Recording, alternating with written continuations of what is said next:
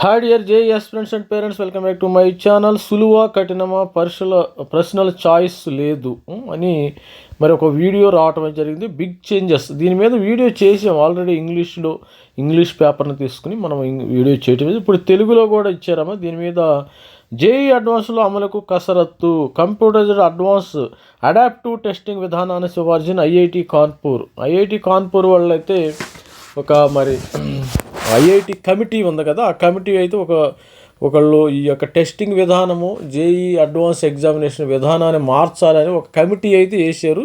ఇది ఎంతవరకు వస్తుందో చూద్దాం. ఇది మరి ఆల్రెడీ కూడా దీని మీద వీడియో చేశాను. ఇంగ్లీష్ పేపర్ నుంచి వీడియో చేయడం జరిగింది. అదే మన తెలుగు పేపర్లు ఇంకా క్లియర్గా విశ్లేషిద్దాం. కొత్తగా ఎవరైనా చూస్తే మన ఛానల్ని లైక్ చేయండి, షేర్ చేయండి, subscribing. This is me Ravikumar sir from Dhaviri academy. విద్యార్థులపై ఒత్తిడి తగ్గించడమే లక్ష్యమని వాళ్ళైతే మరి ఆ కమిటీ అయితే సిఫార్సు చేసింది. ఐఐటి జాక్ కమిటీ ప్రపంచంలోనూ అత్యంత కఠిన పరీక్షలు ఒకటైన జేఈ అడ్వాన్స్ సంబంధించి కోచింగ్ పరిశ్రమ ప్రాబల్యాన్ని ఆర్థికంగా విద్యార్థులపై ఒత్తిడి తగ్గించడం లక్ష్యంగా కేంద్ర ప్రభుత్వం అడుగులైతే వేస్తుంది. అందరికీ ఒకటే ప్రశ్నాపత్రం కాకుండా విద్యార్థుల విద్యా సామర్థ్యాలకు అనుగుణంగా ప్రశ్నలు ఇచ్చే కంప్యూటరైజ్డ్ అడాప్టివ్ టెస్టింగ్ అంటారు దీన్ని. అడాప్టివ్ టెస్టింగ్ తరహా విధానాన్ని అమలు చేయాలని ఈ విధానంలో అధ్యయనం చేసిన ఐఐటి కాన్పూర్ కేంద్ర ప్రభుత్వానికి ఇప్పటికే సిఫార్సు చేసింది.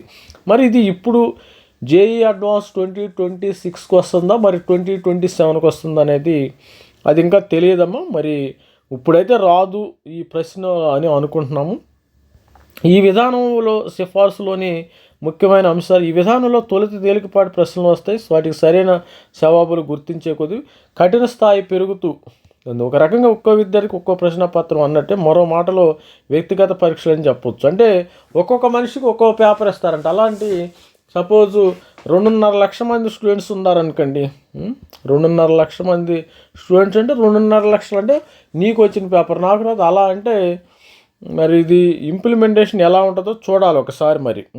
మరి ఒక అన్ని ప్రశ్నలకు మరి దీనివల్ల ఏంటంటే కార్పొరేట్ వాళ్ళు కొద్దిగా మరి కొంచెం వాళ్ళకి ఇబ్బంది కలిగే అవకాశం ఉంది, కార్పొరేట్ కాలేజీలకు. కానీ రెండోది, విద్యార్థుల కఠిన ప్రశ్నలకు సరైన సమాధానం ఇస్తే అధిక మార్కులు, తేలిక ప్రశ్నలకు జవాబు ఇస్తే తక్కువ మార్కులు వస్తాయి. టఫ్ క్వశ్చన్స్కి ఎక్కువ మార్కులు, అదేవిధంగా ఈజీ క్వశ్చన్స్కి తక్కువ మార్కులు.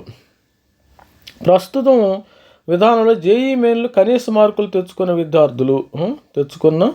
విద్యార్థులు కొత్త విధానంలో తల్లిదండ్రులపై ఆర్థిక ఒత్తిడి కూడా తగ్గుతుందని భావిస్తున్నారు. అమలుకు సూత్రప్రాయంగా అంగీకరించిన కేంద్ర విద్యాశాఖ విధి విధానాల రూపకల్పనకు ప్రారంభించాలని ఐఐటి కాన్పూర్ చూసింది. అయితే కొత్త విధానం అమలుకు ఈ ఏడాది కాలం పట్టవచ్చని రాస్తున్నారు. రానున్న మే నెలలో కాకుండా 2020 మేలో జరిగే మరి అప్పుడు పెడతారు. ఇంకా 1 year ఇప్పుడే కాదమ్మా. అట్లా నేను ఆల్రెడీ చెప్పాను కదా.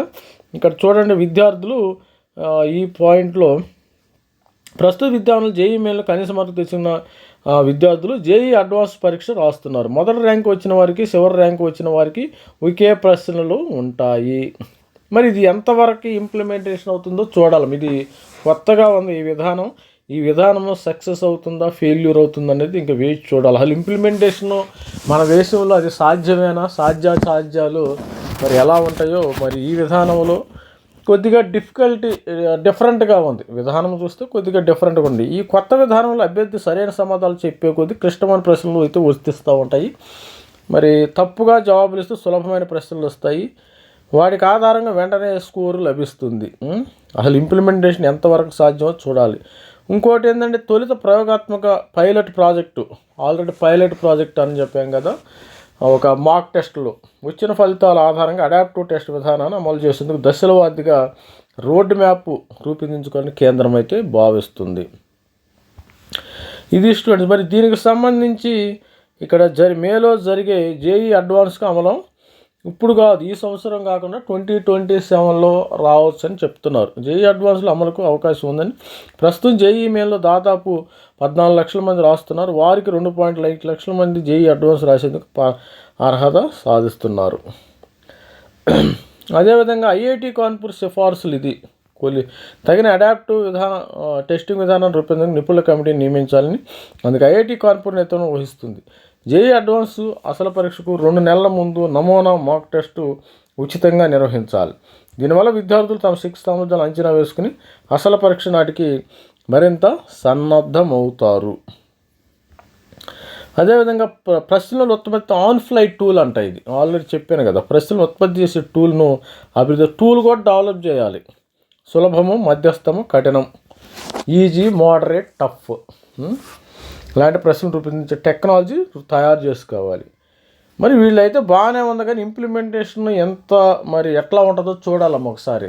ఇది అయితే పరిస్థితి అయితే బాగానే ఉంది, మరి ఇంప్లిమెంటేషన్ ఏ విధంగా ఇంప్లిమెంట్ చేస్తారనేది, implementation is it possible are not. మరి బిగ్ చేంజెస్, కొత్త పెద్ద మార్పులకి ఐఐటి జేఈ ఎగ్జామ్కి అయితే శ్రీకారం చుట్టింది. చూద్దాం ఇది ఏ విధంగా ఉంటుందో. మరి ప్రశ్నలు చాయిస్ మీదే ఆధారపడి సులువా కఠినమా.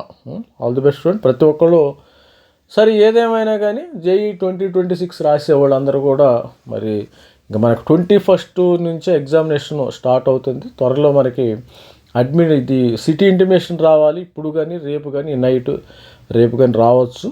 మరి అదేవిధంగా 21st అంటే 17th 18th మనకి అడ్మిట్ కార్డ్స్ కూడా వచ్చే అవకాశం ఉంది. All the best. ప్రతి ఒక్కరు కష్టపడి చదవండి, ఇవన్నీ వస్తానుంటాయి, దీని గురించి మీరు ఆలోచించవద్దు. ఈ న్యూసే మీ యొక్క preparation. All the best. Thank you. By. This is me Ravikumar sir signing off. Thank you.